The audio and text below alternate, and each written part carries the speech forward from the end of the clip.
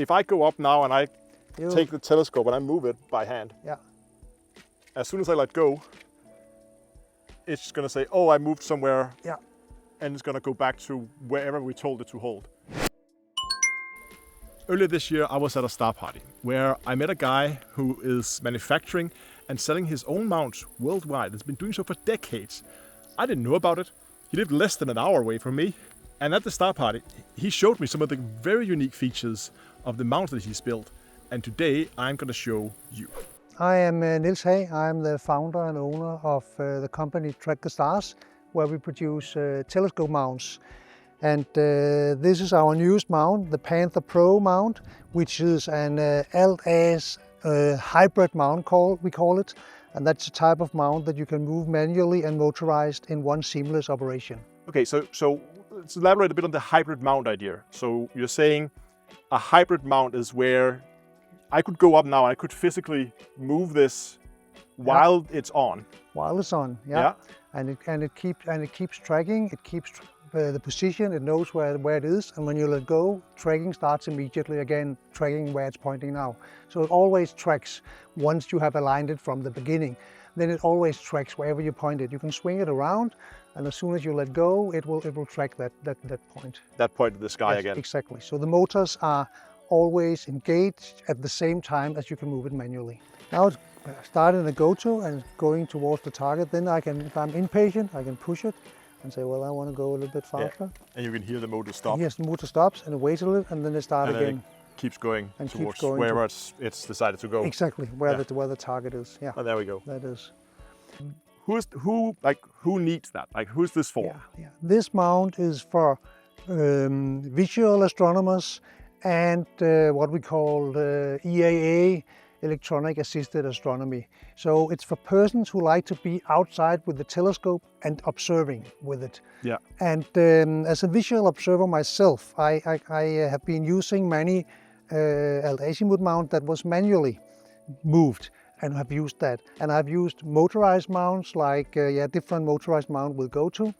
And what I really found out was I wanted the combination of those two things. Yeah. So one seamless combination where you can go do exactly as you like. Do you want to run it by hand, or do you want to use the controller or the connected app? You can do exactly what you like. Yeah, because you still have full GoTo functionality in this. Still full GoTo. You can operate it from the handpad with GoTo. You can use SkySafari from a connected app and do GoTo. And the SkySafari map will follow when you swing it around like this. Well, the pointer on the map will show where it's pointing. So you can sit on your phone and you will have a marker for where the telescope is pointing, and you can move it around. Yes. If you want. So I can do a manual GoTo, you can call it, where I just look there and say, well, now I am on this. I'm on a Jupiter or whatever cluster I want to look at. Or I can click on the SkySafari map and say GoTo, and then it will go there. And it will automatically slip. So you've been doing this for quite a while. I mean, we talked about it, was it like 20 years, something like that? Yeah, actually, well, I founded the company, well, that's 22 years ago. Actually, I got the idea of having a motorized alt-az mount because alt-az is very good for visual observations. We haven't talked about that, but when you have the azimuth movement, well, the eyepiece is always pointing in the same direction. Where if you're on an equatorial mount, then everything swings like this. Around, yeah. And you have a meridian flip when you pass south, so everything is upside down. So you need to readjust things. So that way, the alt-azimuth mount was perfect. For some years, it was like a hobby project, and I did it spare time. And then after a while, well, I came to a finished product. And that was the Panther Original, we call it now, which we then started to sell, well, 2010 or something, and then I've been selling until last year, where we stopped that. I've been selling many hundreds of those. Because you got newer... We got the new one here, yeah. Newer updated updated mounts. Exactly, and focused on that one. So we have all the experience from the old mounts, both on the technical side and of course all the user feedback from many years and many users, which we have put into this new mount. I gotta ask, like, what's your background? You said you were, of course, been passionate about astronomy your entire life, but I don't even know if I decided, hey, I want to try to build a mount. Like, I don't even know where to start. I mean, do you have some kind of machining skills, or what kind of skills? I'm a mechanical engineer. You're a mechanical engineer. That's my education, yeah. So that is your education. That makes sense. So yeah. So you mentioned now already the fact that I can take this telescope, I can point it wherever I want, and it can keep tracking.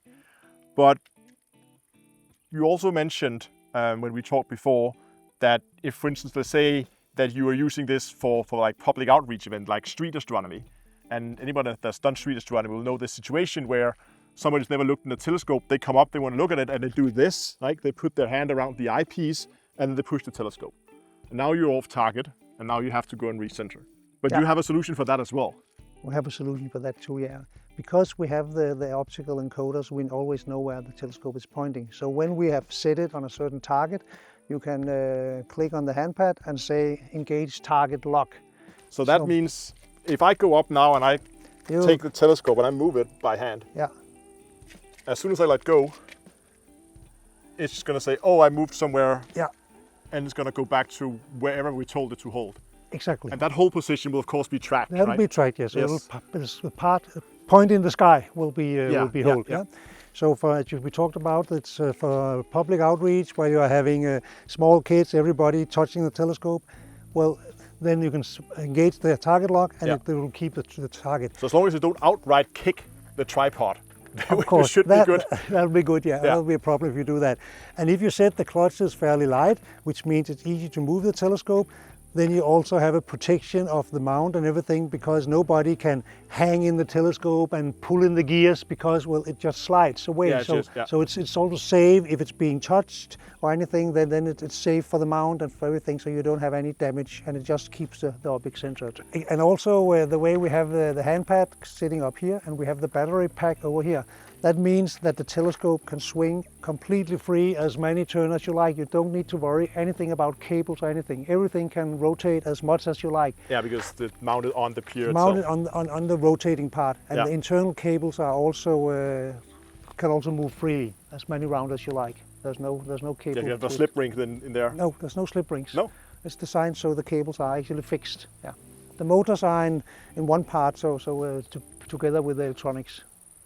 Yeah. So that, I don't understand that. So if you have so there's no slip rings, but what happens if I were to turn that like 20 times in the same direction? The motor is sitting in the part that rotates, both motors. Oh, so the cable goes from a motor. So the motor rotates. Sitting between the two axes, and then okay, that makes sense. Oh, okay, yeah. Returns to the position. So the orange knobs here, they are the clutches, so you can still adjust the tension, how heavy it is to move. Yes. And I guess that also depends on how heavy a telescope you're putting on it. It depends on that, yeah. So you adjust that too until you have the feeling that you want, and it's how heavy the telescope is and how well balanced it is and things like that. Yeah.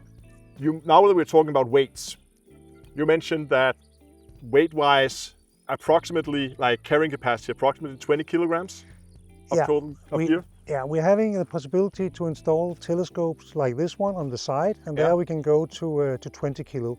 But actually now we have a counterweight here, but we can install a dovetail saddle here and install a similar telescope here, so you can have 20 kilo here and 20 kilo here, so 40 kilo altogether if they're side mounted. Yeah, so instead of a counterweight. So you could have, say, it could be you're observing the sun, and you want to have a wide light telescope here, and you have your H alpha telescope here on the other side.